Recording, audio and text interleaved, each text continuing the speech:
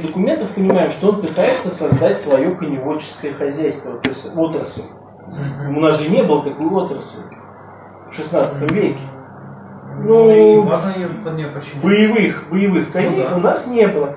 Боевые кони в основном были из Ногайских степей. Мы по документам видим, что он пытался создать что-то вот свое коневодческое хозяйство именно по таким разведению коней хорошей породы.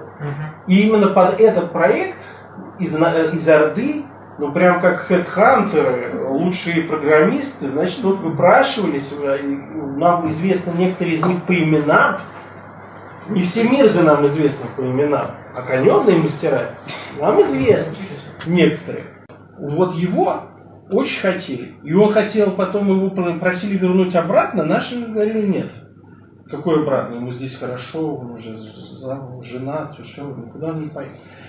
Вот так формируется московская диаспора. И это не знать. Это вот люди прикладных умений, которых в Москве не было, которых были крайне востребованы. За наймом этих людей в Ногайскую Орду ездили послы.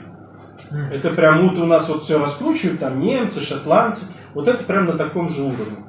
Сколько их было, к сожалению, мы не знаем. Вот я вот где-то приблизительно могу сказать про 5-6 человек, а не больше.